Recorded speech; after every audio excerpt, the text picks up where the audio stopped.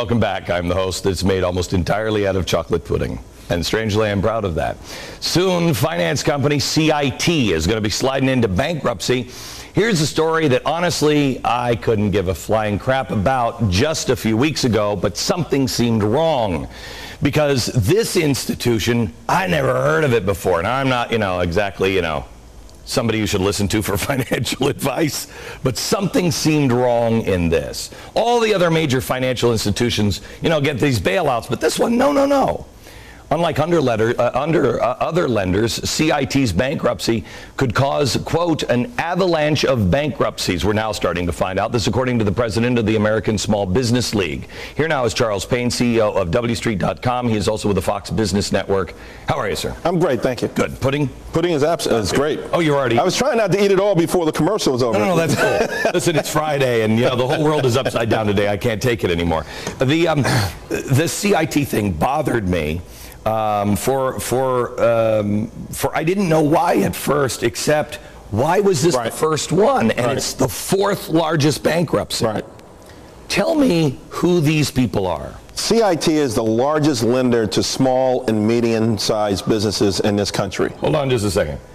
The largest lender of small and medium-sized businesses. Right. Largest lender. Largest. $75 billion worth of business. Wow. Yeah. These are for the people from medium, like Dunkin' Donuts, to small companies. And a lot of retailers, listen, these smaller businesses, they get these contracts, but they don't get paid for a while. Okay. They can take their contracts, give it to CIT, get paid a certain, like 80%. So in other words, anybody who's getting ready right now for Christmas, they got to buy all the stuff. Right.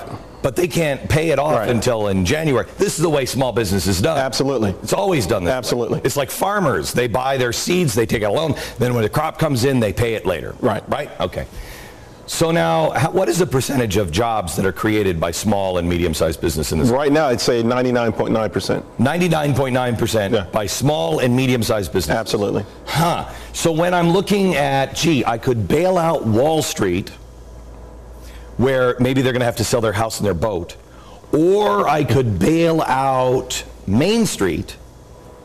Why did we pick Wall Street? Glenn, it is so baffling to me. Particularly, let me tell you my theory. Say it. I sincerely believe that the president has a real fixation against rich people being rich. And I think that it's that the only way you can change the culture. Hang on just a second. I speak his same language. Let me translate. The president is a Marxist. Next. Okay. I think it's more of a Voltaire socialist France thing than Marxism. I think he does. Whatever. Right. The bottom line, though, is there's really this real serious effort, I think, to not only go after the rich, but to dissuade people from becoming rich. And the average person out there, Glenn, the only way the average person watching this show really can become rich is to become a successful entrepreneur, small business person. Let me go here. I think that we are setting up a class system. If you're Ted Kennedy, you're rich, you're powerful already. This is what de Tocqueville talked about in Democracy in America.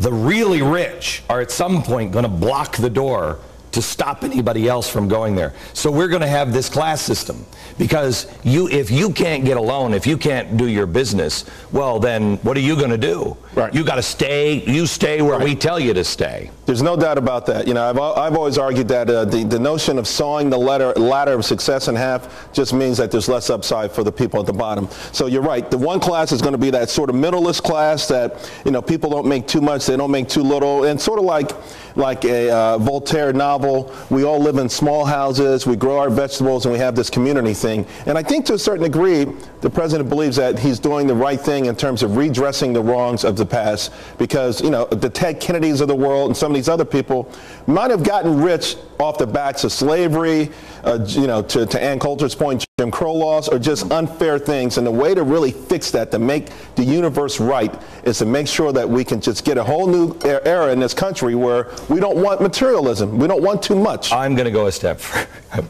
We are in. It's pudding day on the Glenn Beck program. Of course we're going to go crazy. In a week, I'm working on a theory, Charles, that I'll have you back in a week from Monday.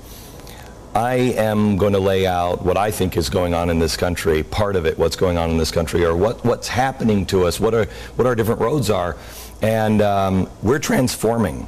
And I believe this president is transforming this country. You don't bail out all the very, very rich, right, and then block the door by stopping, right, the loans from the very small. Hang on just a second. And try to tell me that you are trying to help unemployment numbers, right, when 99% of the new jobs that are happening are coming from small businesses. I'll even say 70%. The TARP money, the stimulus money, all of that money should have gone to 70% of it should have gone to small business. I agree 1,000,000%. And then you throw on the fact that who's going to pay for health care?